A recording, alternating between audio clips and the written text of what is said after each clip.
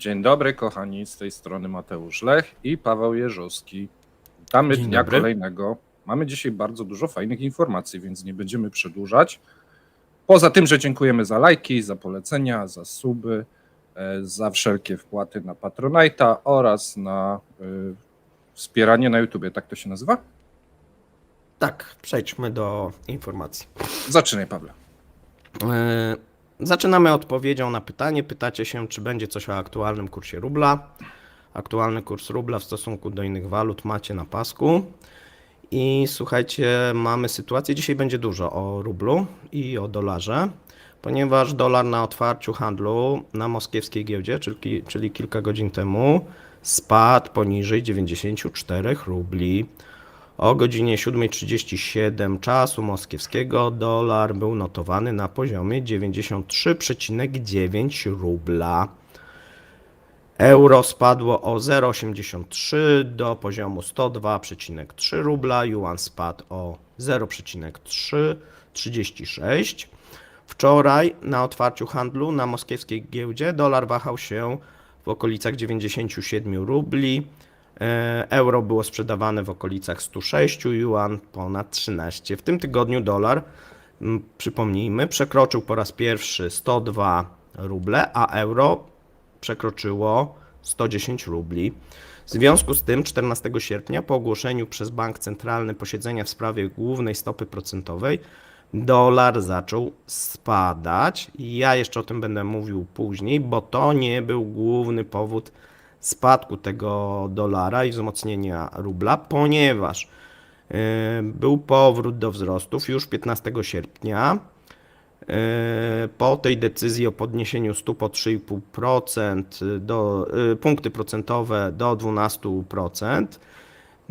Natomiast na ten moment znowuż mamy, słuchajcie, sytuację, że po tym dosyć niskim otwarciu mamy wzrosty. Tutaj widzicie te strzałki w dół. Dlaczego? Dlatego, że my się porównujemy cep do cepa, a nie pokazujemy tych dziennych, żeby każdy jak gdyby, jeżeli ogląda cepy, a nie śledzi na bieżąco tego Forexu moskiewskiego, no żeby widział mniej więcej, w którym kierunku się poruszamy. Na ten moment, tak jak widzicie, macie na godzinę 9 dane, no i wygląda na to, że mamy na euro wzrost ponad 1%, te dzienne, jeżeli chodzi o dolara, mamy o 0,6%, więc no tutaj wygląda to nieźle. Okej. Skończyłeś? Tak. Ja nie mam nic do dodania i przechodzimy do czegoś zabawniejszego, czyli nuklearnej katastrofy. Unia Europejska tworzy magazyny leków na wypadek nuklearnej katastrofy. Unia Europejska tworzy w Finlandii największą strategiczną rezerwę leków. Informuje Bloomberg, powołując się na oświadczenie fińskiego Ministerstwa Spraw Wewnętrznych. Projekt, który otrzymał 242 miliony euro dofinansowania z Komisji Europejskiej, zakłada utworzenie rezerwowych zapasów leków, wyrobów medycznych, detektorów, sprzętu ochronnego i szczepionek. Tworzenie rezerwy rozpocznie się w roku 2024. Zagrożenia chemiczne, biologiczne, radiologiczne i nuklearne stały się bardziej prawdopodobne ze względu na obecną sytuację międzynarodową, powiedziała kierownik projektu w fińskim Ministerstwie Spraw Wewnętrznych. Jest to również związane z rosyjską inwazją w Ukrainie. Dodała, podobne rezerwy tworzone są obecnie we Francji, tu ciekawostka, w Polsce i Chorwacji, ale według Bloomberga rezerwa fińska stanie się największą w Europie. Będzie częścią unijnego mechanizmu ochrony ludności, którego strategiczne rezerwy postanowiono zwiększyć wkrótce po rozpoczęciu wojny. W kwietniu ubiegłego roku Komisja Europejska przeznaczyła 540 milionów euro na ochronę przed zagrożeniami chemicznymi, biologicznymi, radiacyjnymi i nuklearnymi. Pieniądze zostały przeznaczone na zakup sprzętu medycznego, leków, szczepionek, środków dezynfekujących, a także na opłacenie pracy eksperckich zespołów reagowania. Szkoda, że nie załapaliśmy się do żadnej takiej eksperckiej grupy, pewnie fajnie płacą. Po rozpoczęciu rosyjskiej inwazji władze europejskie sprawdziły zapasy leków zawierających jod, i dowiedziały się, że posiada je tylko na przykład 20 krajów Unii Europejskiej. Czyli kilka nie miało i trzeba to nadrobić. Oddaję Tobie głos i znowu wracamy do rubla. Giniesz troszeczkę z głosem. Wiele osób pytało się na temat powodów wzmocnienia rubla. I słuchajcie, my o tym mówiliśmy, być może to nie wybrzmiało, a więc przygotowaliśmy specjalny punkt, bo okazało się, że sam prezydent Rosji, Władimir Władimirowicz Putin, zwołał nadzwyczajne spotkanie z przedstawicielami rządu ze względu na fakt, że wzrost głównej stopy procentowej przez bank centralny do 12% nie powstrzymał osłabienia rubla. Na spotkaniu prezydent rozpatrzył propozycję Ministerstwa Finansów dotyczącej wzmocnienia kontroli walutowej. Mówiliśmy o tym. Ministerstwo Finansów w szczególności zaproponowało zobowiązanie rosyjskich eksporterów do sprzedaży do 80% swoich dochodów z wymiany walut w ciągu 90 dni po dostawie. Firmy, które nie spełnią tych wymogów, zostaną pozbawione dotacji państwowych. Więc mamy tutaj również kijek. Inne proponowane środki kontroli dewizowej będą obejmować zakaz wypłaty dywidend i udzielenia pożyczek osobom znajdującym się za granicą, zniesienie subsydiów przywozowych, ograniczenie swapów walutowych, zmniejszenie ilości obcej waluty, którą eksporterzy mogą eksportować z Rosji. Jak się okazało, na godzinę 9 na ten moment żadne z proponowanych ograniczeń nie zostało jeszcze wprowadzone, ale sama groźba oraz przyjacielskie telefony do zaprzyjaźnionych eksporterów w celu sprzedaży waluty skutkowały już wczoraj spadkami zarówno juana, dolara na moskiewskiej giełdzie. Natomiast słuchajcie, no teraz mamy sytuację, że znowuż mamy lekkie umocnienie. No niemniej wydaje się, że te waluty przez eksporterów jednak będą sprzedawane, no bo jeżeli nie zostaną sprzedane, to i tak zostaną sprzedane, no bo wtedy Ministerstwo Finansów zmusi ich, a więc chyba lepiej po dobroci. No ale nie Słuchaj, wiem. Paweł, słuchaj, słuchając tego, chyba podzielę prośbę bardzo wielu naszych oglądających. Te punkty fajnie by było, jakbyś omówił na jakimś osobnym odcinku. Znowu? Tak, bo one są dosyć skomplikowane i myślę, że to będzie interesujące. Dajcie znać w komentarzach, czy zrozumieliście, co Paweł Ja chciałem mówił. o ropie i czy... o benzynie w sobotę mówić, bo stwierdziłem, że to już jest nudne. O tym To zrobisz ciągle 4 dolarze. godziny. To zrobisz 4 godziny. Dziękuję ci. Dobrze, przejdźmy dalej. Ja przechodzę dalej. Załamanie kredytów hipotecznych. Nieoczekiwany i gwałtowny wzrost głównej stopy procentowej z 8,5 do 12% może wywrzeć negatywny wpływ na rynek mieszkaniowy. Kto by się spodziewał? Ostrzeżenie ekspertów odnośnie przegrzania tego sektora staje się teraz coraz bardziej zauważalne. Spodziewane są obniżki zarówno w zakresie dostępności mieszkań, jak i spadku cen. W miastach o najwyższym stopniu niesprzedanych mieszkań problem niskiej absorpcji i opadających cen staje się wyraźnie widoczny. Tu warto zaznaczyć, że w okresie 2021-2022 deweloperzy ruszyli z rekordową ilością nowych projektów mieszkaniowych, co w rezultacie przyczyniło się do zwiększenia nadwyżki mieszkań niesprzedanych na rynku. Czyli podbijanie PKB inwestycjami mieszkaniowymi może być rosyjskim strzałem w kolano, które dopiero teraz staje się zauważalne w momencie wystrzelenia stóp procentowych. Równolegle z tym dynamicznym wzrostem na rynku mieszkaniowym zaczynają się pojawiać oznaki wyhamowania w sektorze kredytów hipotecznych na skutek kluczowego podwyższenia stóp procentowych. W rzeczywistości w wyniku podwyżki stopy procentowej z 12% stopy kredytów hipoteczne oferowane przez banki komercyjne mogą sięgnąć teraz 15-16%. Wiecie, kredyt hipoteczny na mieszkanie na 15-16%. To na pewno zahamuje wszystko, co się da. Ponadto ekspert Igor Lipstisz, mając na uwadze potencjalny wpływ na rynek budowlany i deweloperów, ostrzega przed skomplikowaną sytuacją, jaką może się spodziewać jeszcze wyższa stopa procentowa. No tak, bo to nie koniec podwyżek najprawdopodobniej. Jeżeli się będzie źle działo, to może być jeszcze gorzej. Chciałeś coś dodać? się Tak, że, łączyć? że wiele osób mówi, że we wrześniu będą kolejne Tak. podwyżki. Zobaczymy. Wie- Ja nie byłbym aż tak przekonany, ale takie ryzyko jest bardzo duże. Okej. I teraz tak. My mamy swój program państwowy kredyt 2%. On teraz niedawno wchodzi, nie wszystkie banki go udzielają. Jest tam wiele obostrzeń, a w Rosji jest coś takiego jak państwowy program preferencyjnych kredytów hipotecznych, który obecnie wynosi 7%. Ale tam też najprawdopodobniej szykują się do podwyżek. Nie dość, że tam obostrzenia, tak jak u nas na tych 2% i nie wszystkie banki, to jeszcze też będzie tam podwyżka najprawdopodobniej. Paweł, oddaję Ci głos.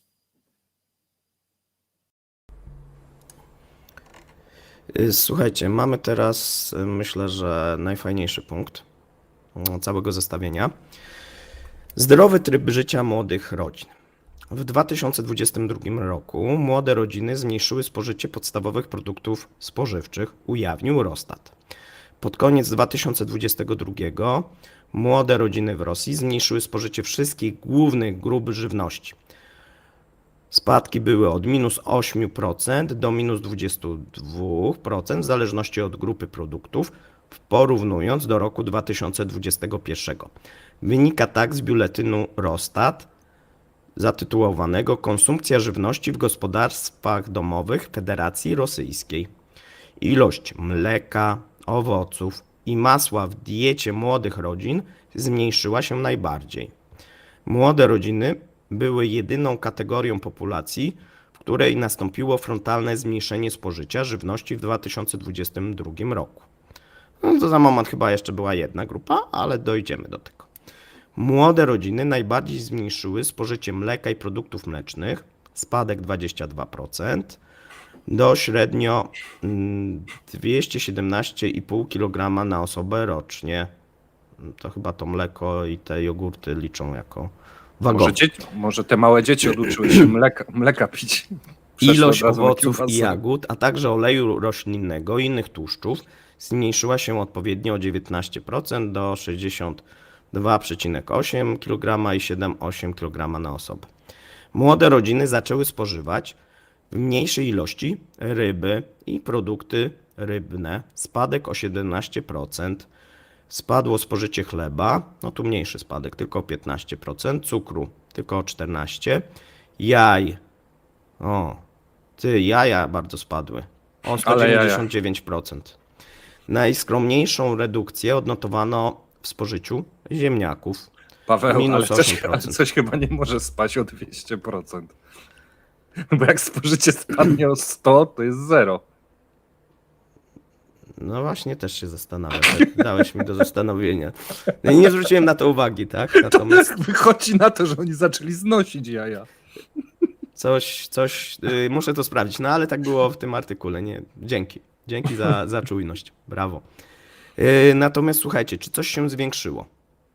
Przede wszystkim młode rodziny zwiększyły wagę mięsa. Znaczy nie swojego, tylko tego, co jedzą. 1,3 punkta procentowego. Również wygląda na to, że zwiększyły spożycie napoi. Jednak Eurostat nie podaje tutaj dokładnych danych. Z punktu widzenia składu składników odżywczych w diecie młodych rodzin najbardziej spadło spożycie węglowodanów. Tutaj mamy o 50 gram. Tak, tłuszczów średnio o 16,5 grama dziennie. Spożycie białka zmniejszyło się o 14 gramów, czyli wszystko ogólnie. W rezultacie całkowite spożycie kalorii, to chyba oczywiste, młodych rodzin spadło o 393 kilokalorii do 2186 dziennie, wynika z Paweł, biuletynu Eurostat. przepraszam, ale czy to jest na całą rodzinę 2000 kalorii teraz, czy na osobę? Bo tu jest niedoprecyzowane. Nie wiem, muszę doczytać, ale nie podali faktycznie. Kolejne kategorie ludności, które również zmniejszyły spożycie żywności, a więc nie są jedni, pomimo że mieli być tylko jedną tą grupą, były rodziny niepełne. Wynika z biuletynu Eurostat. Ich dieta została zmniejszona we wszystkich też kategoriach, z wyjątkiem warzyw i melonów. ich liczba pozostaje mniej więcej na poziomie z poprzedniego roku. To znaczy wszystko spadło tam, ale te melony i warzywa zostały. Pomimo zmniejszenia spożycia żywności w kategoriach fizycznych, w kategoriach pieniężnych koszt młodych rodzin na żywność nie zmniejszył się, wynika z danych Eurostat. Tym samym udział ich wydatków na produkty w całkowitym wolumenie wydatków konsumpcyjnych za rok wzrósł nawet o 5,4 punkta procentowego i osiągnął 29,3%. To dużo, ale okazuje się, że stając się jednak najniższym spośród wszystkich kategorii gospodarstw domowych. Jeżeli Was temat interesuje, to sobie odszukamy dalsze dane Eurostatu, jak to wygląda w innych grupach. No i teraz najciekawsze, słuchajcie. Jak rosyjskie media tłumaczą owe spadki? Osoby poniżej 35 roku życia są bardziej podatne na modę, tak zwaną zdrową dietę. I częściej niż inne kategorie obywateli ograniczają się w liczbie spożywanych kilokalorii.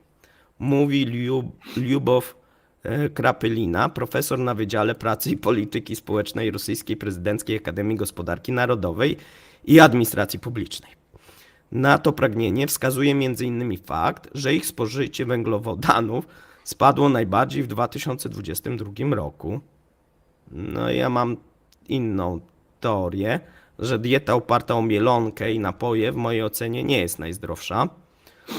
Ale być może nie śledzę najnowszych trendów żywieniowych jak pani profesor. Ale spożycie alkoholu wzrosło, więc jak to się ma do tych nowych, modnych trendów? No wiesz, no spożycie ryb spadło, spożycie owoców spadło, znaczy tam spożycie wszystkiego spadło, tak, a mieliśmy wzrost tych wydatków. Natomiast no tutaj nasi stali widzowie raczej wiedzą, z czym to jest związane. Tak jest. To teraz może troszeczkę poważniej. Iran gra na siebie, Chiny grają na siebie. Chiny zwiększyły swoje zakupy ropy z Iranu, zastępując baryłki pochodzące z Rosji, które stają się coraz droższe i przekraczają pułap ustalony przez Zachód. W sierpniu Chiny sprowadziły z Iranu dziennie aż 1,5 miliona baryłek ropy, co jest rekordem od co najmniej ostatnich 10 lat. Wynika z danych Keplera. W porównaniu do okresu od stycznia do lipca, gdy Chiny średnio nabywały 917 tysięcy baryłek ropy na dzień, popyt na irańską ropę wzrósł o 150%. Irańska ropa jest oferowana z rabatem $10 za baryłkę w porównaniu do ceny Brent, co sprawia, że jest znacznie bardziej przystępna cenowo niż rosyjska. W rzeczywistości według Ministerstwa Finansów w lipcu średnia cena ropy Ural wynosiła $64,37 za baryłkę na rynki zagraniczne, co oznacza wzrost o $9 miesięcznie. W sierpniu koszt rosyjskiej ropy Ural w zachodnich portach Federacji Rosyjskiej wzrósł do aż $70 za baryłkę, podaje Reuters, pomimo że jest to $15 mniej niż obecne notowania ropy Brent. Rzeczywista różnica jest mniejsza, gdyż ostateczny koszt ropy dla kupujących uwzględnia także koszty transportu i ubezpieczenia, gdzie Rosjanie mają problem, o czym pewnie często słyszeliście u nas. Nowe ceny rosyjskiej ropy przestają cieszyć się dużym zainteresowaniem ze strony kluczowych odbiorców, w tym nie tylko Chin, ale także Indii.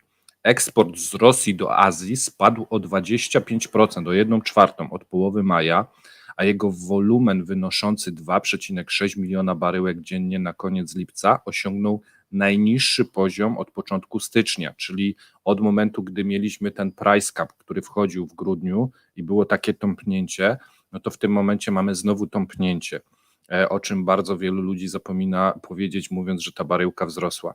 Przedstawiciel indyjskiego rynku ropy wyjaśnił agencji Reuters: jeśli poziom rabatów będzie nadal spadał, to nie będzie już żadnej komercyjnej ani innej korzyści związanej z zakupem rosyjskiej ropy.